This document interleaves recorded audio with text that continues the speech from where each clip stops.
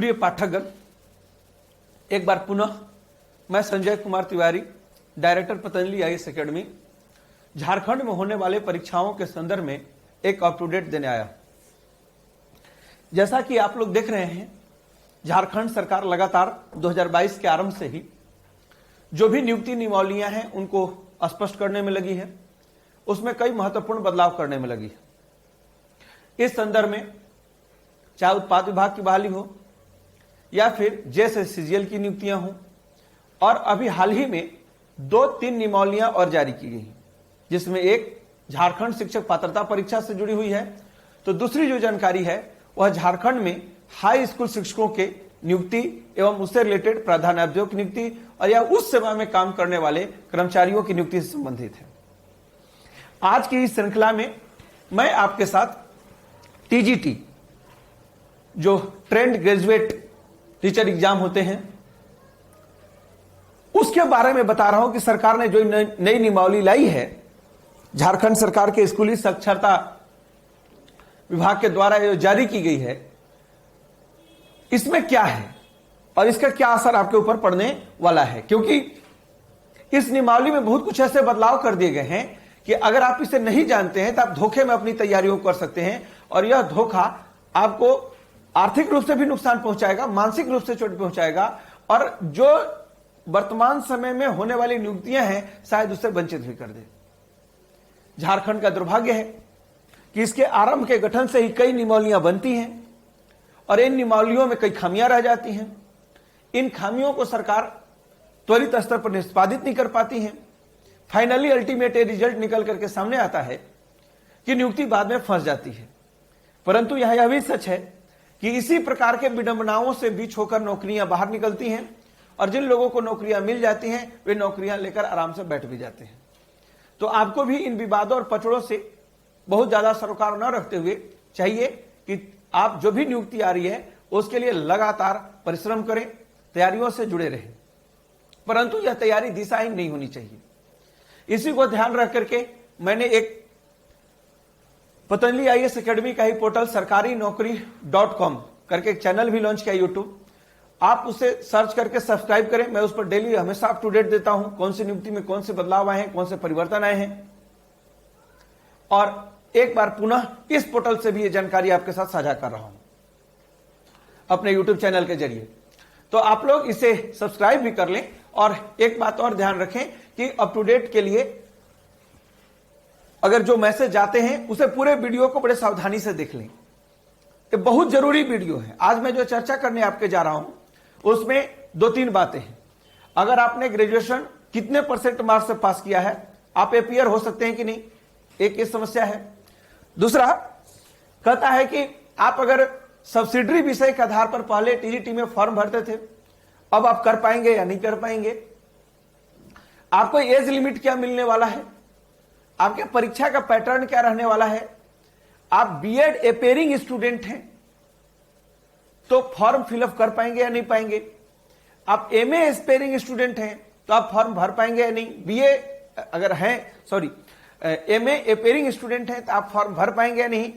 इन सारे प्रश्नों का हम समाधान आपको इसमें देने वाले हैं, ताकि आप आसानी से समझ लें कि भविष्य में जो नियुक्तियां होंगी उसमें आवेदन किस विषय से आपको देना है, और आवेदन अगर किस विषय से देना है तो आप तैयारी उसी विषय से जुड़ करके करें। इसीलिए किसी भी विद्यार्थी के भविष्य के लिए ये वीडियो देखना कंपलसरी है। ठीक है, देखो सबसे पहले कुछ सूचना दे दें कि झारखंड सरकार जो टीजीटी नियुक्ति नियमावली है, इस नियमावली को नया नाम दी है झारखंड सरकारी माध्यमिक विद्यालय शिक्षक सेवा शर्त नियमावली। हालांकि शिक्षक सेवा शर्त के अलावा इसमें नियुक्त होने वाले कर्मचारी समूह के लिए भी नियमावलियां जुड़ी हुई थी, प्राध्यापक से भी अटैच है, परंतु उस भाग का हमने इसमें समावेश नहीं किया है। हम केवल उन विद्यार्थियों की चर्चा करने जा रहे हैं जो बीए प्लस बीएड की डिग्री प्राप्त किए हुए हैं झारखंड में, या एमए की डिग्री जिनके पास है, वे किस आधार पर अपना आवेदन भर पाएंगे। कहते हैं कि ये जो नियमावली को मंजूरी दी गई है, ये लेटेस्ट नियमावली है 22 फरवरी 2022। यह एक बात और हम आपको बता दें कि वही नियमावली है जिसे रघुवर दास सरकार ने अपने पीरियड में बनाई थी। उस नियमावली के कुछ कंडिका विशेष खंड में संशोधन की है गवर्नमेंट ने। उन खंडों में कौन कौन से खंड आपको जानने महत्वपूर्ण है, हम उसकी चर्चा कर दे रहे हैं। सरकार या जो विविध स्रोतों से सूचनाएं आती हैं उसके अनुसार झारखंड के हाई स्कूल में माना जा रहा है कि तकरीबन 14,000 जो पद हैं, एक सेकेंड,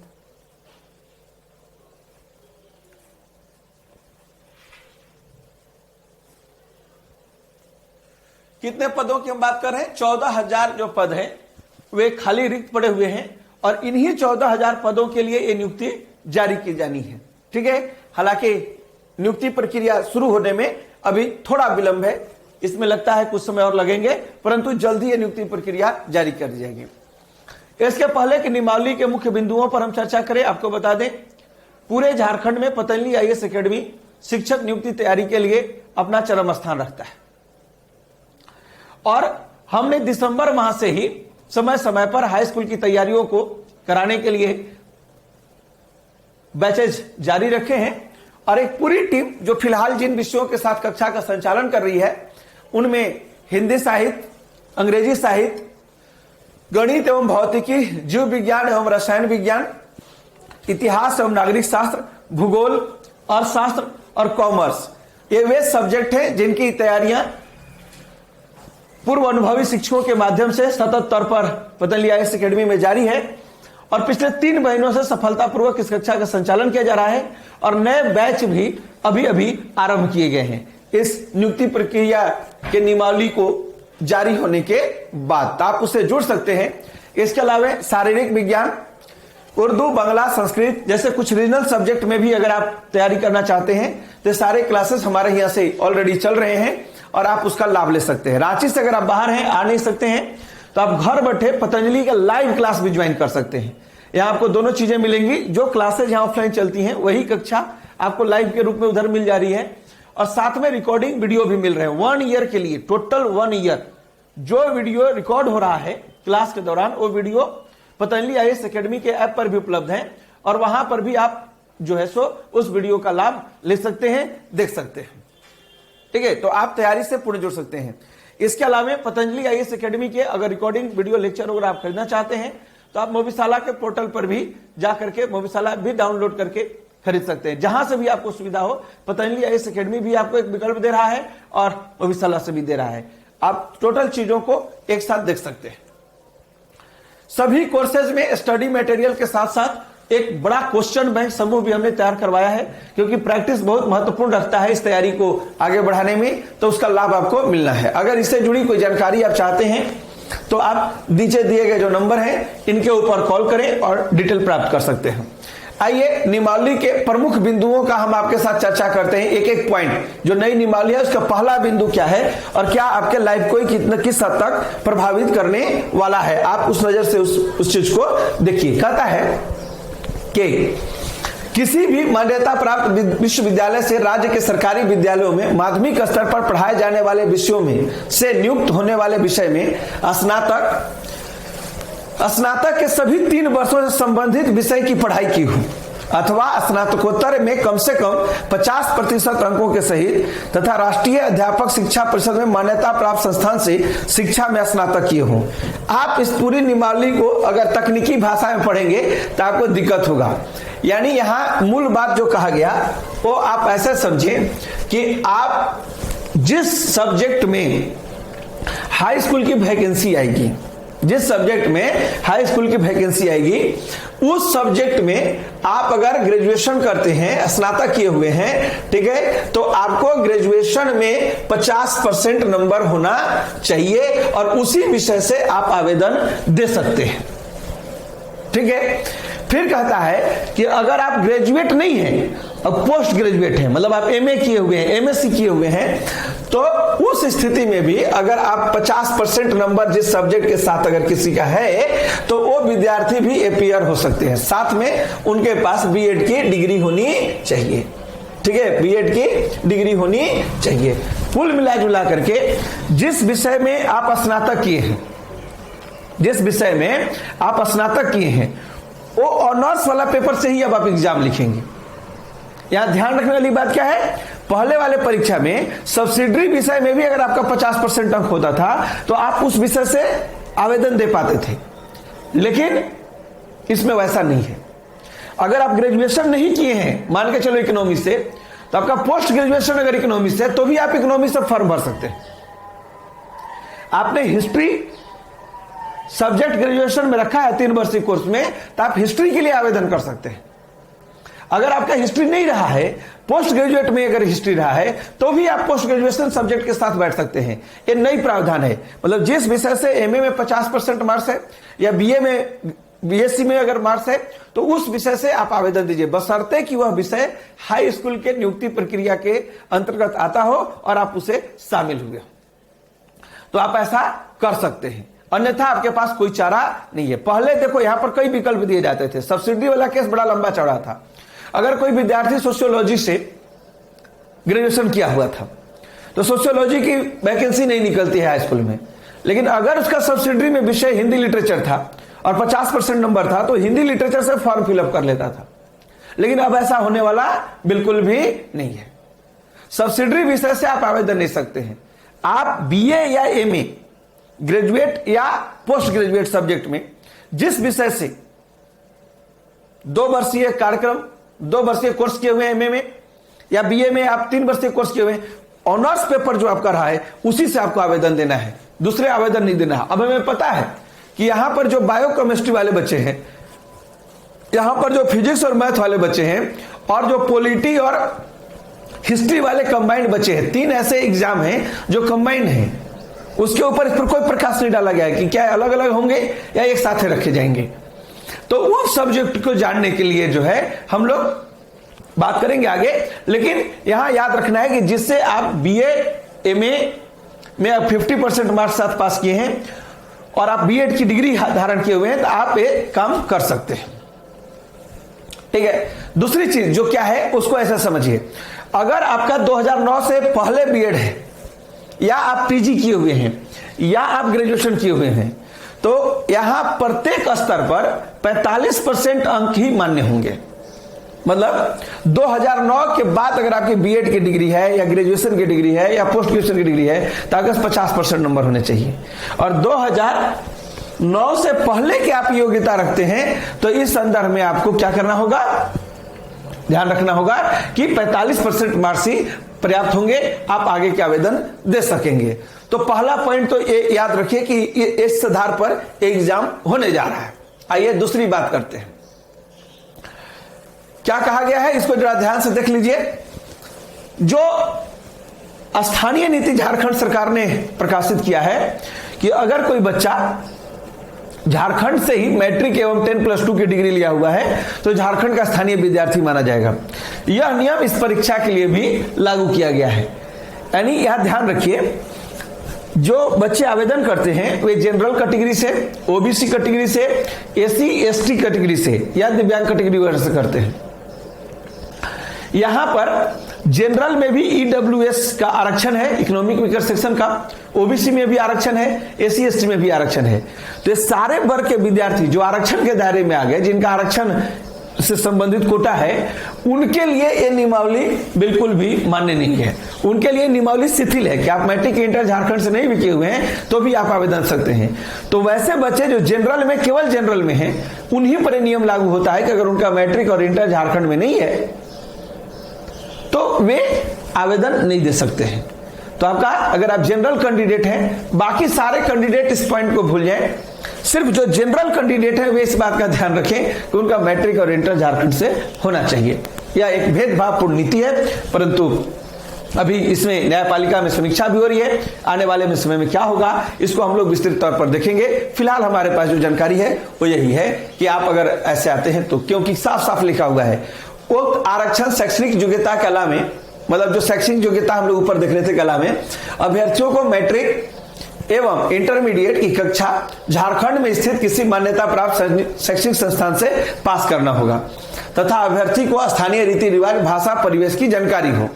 परंतु आरक्षण नीति में जो लड़के आएंगे उनके लिए नियम को जानने की कोई जरूरत या दरकार नहीं है, साफ साफ इसमें कहा हुआ है। आगे बढ़िए, क्या कहता है थर्ड पॉइंट जो आपके लिए जरूरी है, हम उसकी चर्चा कर देते हैं। वैसे अभ्यर्थी जो शिक्षक प्रशिक्षण पूरा कर लिए हैं, वैसे अभ्यर्थी जो टीचर ट्रेनिंग शिक्षक प्रशिक्षण पूरा कर लिए हैं तथा प्रशिक्षण की परीक्षा में सम्मिलित होने वाले हैं को शिक्षक नियुक्ति के लिए आयोजित होने वाली परीक्षा हेतु परीक्षा में बैठने के योग्य होंगे। यानी यहां एक बात समझिए, अगर आप बीएड अपेयरिंग कैंडिडेट हैं, अगर आप बीएड अपेयरिंग कैंडिडेट हैं, आपको फाइनल एग्जाम नहीं हुआ है, तो आप एग्जाम में आवेदन करेंगे, मान्य होगा और आप भरेंगे। अब यहां देखो एक क्वेश्चन और आता है, क्या वे लड़के जो एमए अपेयरिंग में होंगे उनके लिए भी यह प्रोविजन लागू होगा? तो फिलहाल इस जो प्रावधान है इसमें इसका उल्लेख नहीं है। साफ कहता है जो शिक्षक प्रशिक्षण पूरा कर लिए हैं तथा प्रशिक्षण की परीक्षा में सम्मिलित होने वाले हैं और शिक्षक नियुक्ति की परीक्षा हो रही हो तो आप उसमें बैठ सकते हैं। शर्त यही होगी कि आपकी परीक्षा हो जाएगी, अपेयरिंग कैंडिडेट के आधार पर आप शामिल हो जाएंगे, लेकिन परीक्षा फल प्रकाशन के पूर्व या मेधा सूची प्रकाशन के पूर्व जैसा सरकार अनुदेश जारी करती है उस निर्धारित डेट तक आप अपना डॉक्यूमेंट पास होने का आकर के आयोग को प्रस्तुत कर देना होगा। ठीक है, तो ये बातें आपको यहां पर माननी है। अब देखिए आगे एक चीज और है, ठीक है, कहते हैं कि अगर कोई झारखंड का लड़का ऐसा हो जो स्नातक में पास कोर्स किया हो, ठीक है, जो स्नातक में पास कोर्स किया हो, क्या यह बालक कैसे एग्जाम में अपीयर हुआ? तो चूंकि स्नातक कोर्स करने वाले विद्यार्थी तीनों सब्जेक्ट को 3 साल पढ़ते हैं, इसीलिए वे त्रिवर्षीय पाठ्यक्रम के अंग मान लिए गए हैं और वे अपने 3 में से कोई भी एक सब्जेक्ट के साथ चाहें तो आवेदन देंगे, शामिल होंगे परीक्षा में और नौकरी प्राप्त कर सकते हैं। तो जो स्टूडेंट है उनके लिए ये नियम है। उम्र सीमा का भी एक स्लैब है, साफ साफ सरकार कह रही है कि जिस वर्ष ये नियुक्ति निकलेगी, ठीक है, उस वर्ष के 1 जनवरी से, यानी अगर 2022 में नियुक्ति निकल रही है तो 1 जनवरी 2022 को आपका एज कट ऑफ क्या होना चाहिए? तो इस एज कट ऑफ थ्योरी का निष्पादन किया गया है कि न्यूनतम उम्र आपका 21 वर्ष हो, अधिकतम उम्र में जनरल कैटेगरी के स्टूडेंट के लिए जो प्रोविजन है वो 40 वर्ष का है। महिला और ओबीसी जो कम्युनिटी के वर्ग आ रहे हैं उनके लिए उम्र 43 वर्ष रखा गया है। ठीक है, थोड़ा सा इसमें दिक्कत है, ठीक है, जनरल और कैटेगरी के बच्चों के लिए 40, बाकी बच्चों के लिए 42 जो आते हैं, और जो अन्य पिछड़ा वर्ग है उसके लिए, ठीक है, 43 का एज रखा गया है, और एससी एसटी विद्यार्थियों के लिए 45 वर्ष।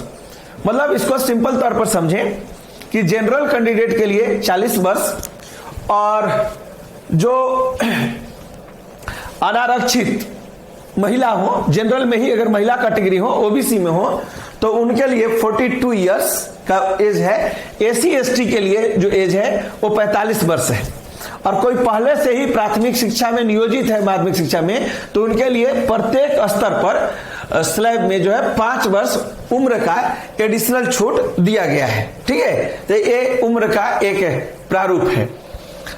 फिर कहता है परीक्षा प्रारूप क्या होगा, एग्जाम पैटर्न। तो आपको बता दें एग्जाम पैटर्न में किसी प्रकार का बदलाव नहीं किया गया है, पूर्व की भांति ही है, थोड़ा सा इसमें रिलैक्सेशन दिया गया है। और वो पॉइंट क्या है आप ऐसे समझें, ठीक है। प्रथम पत्र जो है उसमें सामान्य ज्ञान एवं हिंदी 200 अंकों का होगा, जो 33% अंक यहाँ पर कंपलसरी है आपको अनिवार्य होने के लिए, क्वालिफाइंग करने के लिए, पास करने के लिए जरूरी है। अगर आप ये पास नहीं कर पाते हैं तो आपको पेपर 2 की कॉपी जांची नहीं जाएगी।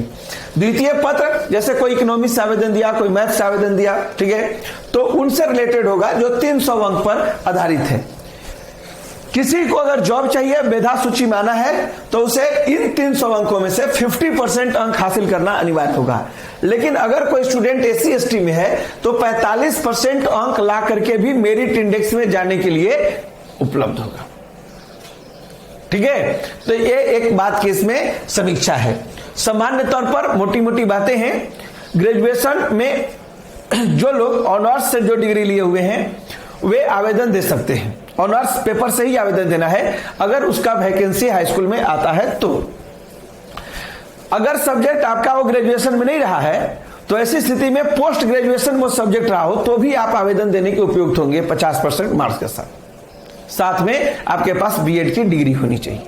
दूसरी चीज, अगर आप बीएड क्वालिफाइड नहीं है अपेयरिंग कैंडिडेट हैं, लास्ट ईयर चल रहा है, तो आप आवेदन दे सकते हैं।